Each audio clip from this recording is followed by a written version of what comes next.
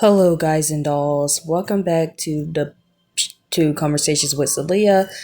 I'm your host, Xalea Lorraine. So remember that one episode from SpongeBob, I'm Your Biggest Fanatic, where SpongeBob tries to join a prestigious jellyfishing club called the Jelly Spotters, and the club president, Kevin C. Cucumber, wouldn't allow him to join unless SpongeBob did various dangerous tasks to be accepted in, including but not limited to harming himself and capturing a queen jellyfish.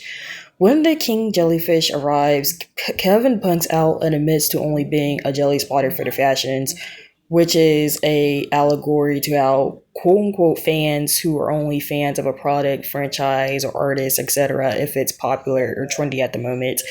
Even after SpongeBob defeats the King Jellyfish and saves Kevin the Jelly Spotters, Kevin still refuses to allow SpongeBob to join the club since he didn't capture a Queen Jellyfish, which leads to the Jelly Spotters to literally rip the crown off Kevin's head and crown SpongeBob as the new leader. In the end, SpongeBob rejects joining the Jelly Spotters because it's not about Kevin, it's about jellyfishing.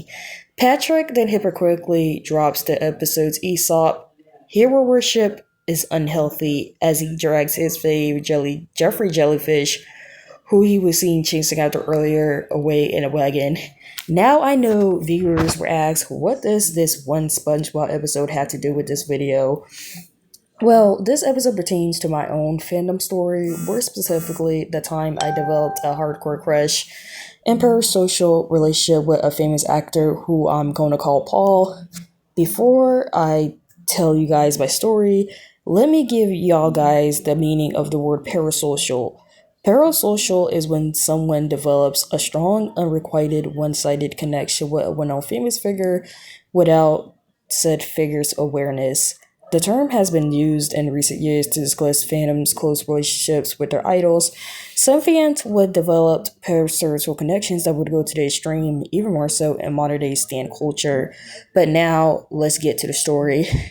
It was 2021, the year of Jan 6, the rise of Olivia Rodrigo and Lil Nas X's Call Me By Your Name. At the time, I was a 19-year-old loner with no friends, both virtual and physical, adjusting to my recent diagnosis of type 2 diabetes and immersed in the research of Victor Hara. You see, most of the figures I researched were deceased, with the only living figures I was attached to was One Direction, which was back in middle school. Rest in peace, Liam. May you rest easy in heaven. A lot of it stemmed from my lack of research or interest in modern day stars, since I wasn't into popular trends in the media and the like. In fact, I feel I'm many years behind in certain trends, fads, and media, and only become interested one day, falling off or irrelevant, or just that I'm not fond of that in general. But that all changed when I developed an interest with a guy named Paul. Paul isn't really his name, that's my pseudonym for him. Paul is a well-known actor, singer, and songwriter who came to prominence on a very popular Broadway show and plays supporting roles in various TV shows and movies. I first became familiar with Paul from seeing him in a poster for a show, which was a modern-day adaptation of a black classic movie. I didn't watch the show until I got into him. The only thing I saw him was in a liquor commercial of him traveling in his old neighborhood. Prior to researching Paul, the only thing I knew about him was starring in a Netflix special or Netflix show and his engagement to his fiancee, who I'm going to call Audrey. My interest in Paul also led to an interest in a Broadway musical he starred in. It led to a gateway interest in Broadway musicals. If I was asking, the only hint I'm going to give in this in regards to this Broadway musical was it was very popular a decade ago, and it pretty much is a historical fan fiction. That's the clues I'm going to give in regards to the Broadway show. Coincidentally, the Renaissance man behind said musical was also behind the big musical movie Paul was set to star in. Aside from his big movie, Paul was also starring in a TV show revival in a Spielberg-produced sci-fi movie that has yet to be released. And the last I checked, it was released in another country. I think it was either Indonesia or Vietnam. I'm not entirely sure. When I started researching Paul, I developed a closeness to him due to his relatability and his story of going from a Puerto Rican kid struggling in Brooklyn to a rising superstar. He was also very attractive with an exuberant Brooklyn style personality, but there were some bumps in my attraction to him. While researching Paul within his fandom that I joined, I found out he uttered a certain phrase during a drunken life he did. I learned about it from reading his apology and didn't get the details that I read a Tumblr post from someone in the fandom that was pretty much one of the big names in the fandom. When I first heard this, I was very conflicted on how I should react since there were some fans justifying what he did at his life as a product of his environment since he's from New York. It is New York. It's normalized for Latinos to use that term. But eventually, I came to the conclusion that he was wrong in what he stated and what he did was offensive. It was brought up a lot around the time his movie was coming out and the big chaos that would happen later. And every time that happened, I would feel weird about it and state to my opinion.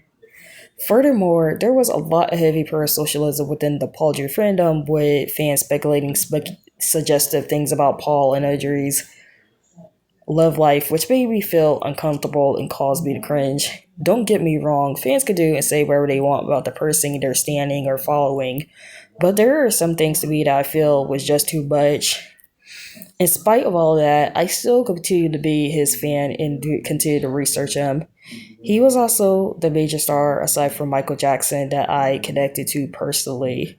Paul was the one person I would be open to my family about, including my younger brother, who's more into video games than anime. My immersion in Paul grew even more with his sensual photo shoot for Calvin Klein, where he wore nothing but undies and pants. At first, I barely recognized him in the photos due to how super young and cliche when he was, and I was, at the time, recovering from a surgery until where I had to remove something from my scalp until I did a double take. And while my interest in the big musical declined after reading a detailed article exposing its performative diversity that was written by a former, I forgot what they call it, ensemble member.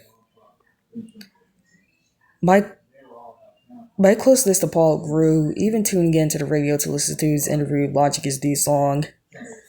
I even wanted to watch his upcoming work, purchasing HBO Max to view them. Then came the big weekend in June that I'll never forget. That weekend began with me and my mother watching his movie at the theater after eating at CC's at the AMC next door to it. 2 days later, I watched the first episode of Audrey's new series that ended with her character doing something to herself, essentially. The same night, after having dinner with my family at Golden Corral, I watched the recent episode of Paul's show, which ended with his character undressing himself and swimming in his bare necessities. I was so shocked by what I just watched. I had to watch it again a few days later. When I rewatched the scene again and didn't look away, I was blushing to say the least. Even more so when gifs of it popped up in a Tumblr feed and the fans would blog it. Throughout all of June, I started following his trail, so to speak, namely by learning about his upcoming interviews and sightings through the Padre fandom and purchasing an autographed version of his album, which I still have, by the way, and streaming the album on Spotify. I even tried to send a fan letter I wrote to Paul, but every time I sent it to the address that I looked up online, it would be returned back. And the last time I sent the letter, it was never returned, but I never got a response. It was also at this point that I started to develop an emotional attachment to Paul. Paul was the man who got me out of the depressive spell I was in for the last few months. He was also someone I could relate to as someone with a similar working class upbringing. I was so into Paul, I created artwork inspired by him, got into researching New Yorker culture, and even had dreams about him that were appropriate. It even got worse during the fall, where I catched feelings for him. I had the song Bleeding Love on repeat, and even started to feel jealous towards his fiancee Audrey, even though I had nothing against her. And I didn't wanted to go that far. When he turned 30, exactly a week after my birthday, I ignored photos of his birthday party to avoid being jealous and did other stuff. That point, I decided to take a break from Paul for a week, starting on Thanksgiving weekend, just to get my mind to rest. And it was going good for a while, but then came the big chaos. Around late November, a TikTok video surfaced showing him with another girl at a nightclub in Vegas. That video, along with the 1-2 punch confirmation of Padres breakup, led to a huge discourse within the Padre fandom. A lot of fans who weeks ago were showing him a lot of love suddenly started bashing him, throwing the drunk live incident back in his face, among other things. There was so much drama going on and a lot of fakeness with some of the fans. I distanced myself from it all and returned to researching Jovine to clear my head. And for those wondering for my fan status, I still follow Paul on Instagram, albeit in a casual manner. And aside from listening to his track from a kids movie he did, which is going to have a sequel that either came out or is about to come out, I'm not entirely sure. I haven't watched any of his recent movies, though I will try to watch them soon. My social life has somewhat improved as I gained some friends and acquaintances through apps like Caboose, a space to chat with, and my current fixation at the moment is a Brazilian actor named Palmeira. I've been interested in him for about a year, and I've watched some of his work, such as Sage de Charme, Comedy Gato, Dom, which is a 2000s film adaptation of Dom Cosmero, a classic in Brazilian literature, and Vila Lobos, Uma Vida de Paixão, which is a biopic based on the life of Heitor Villa-Lobos, a well-known Brazilian composer. I would like to meet or interview him someday, which I doubt would happen because due to the language barrier and my fluency in Brazilian Portuguese. The best way to describe my fluency in Brazilian Portuguese is kind of on a piggy heel level, though I am some learning, and I do have developed. Though I am learning, and I have began learn so much Portuguese to the point of being familiar and figure out what certain phrases or words means through context clues. But going back to the retelling of I'm Your Biggest Fanatic, the episode, which aged very well in regards to fandom and fandom culture at a mature lens, connects to my experience through SpongeBob's arc. Although I never met Paul in person, I was a big fan to the extent I knew about his upbringing and personal life through interviews and research. I was such a fan of his, I sent a letter that he probably never received or replied back to, much like how SpongeBob tried to impress Kevin, and did drag himself in various ways only for Kevin to reject him. And as I learned from the apology kerfuffle and my experience in general, I decided to be an indie fan with a thought of my own, distinct from the rest of the fandom. Akin to SpongeBob's statement that it's not about Kevin, who's the head leader of the fandom. It's about jellyfishing, which is about the person, media, franchise they're a fan of. And Patrick's end quote, despite it being undermined by him kidnapping his idol, sums up why you shouldn't develop an extreme parasocial closeness with famous figures. It's unhealthy and will wreck your personal and emotional psyche. And that, my friends, is the end of my TED Talk. If you enjoyed this video, leave a like, comment, and subscribe for more content. And also treat people with kindness. Until next time, bye bye.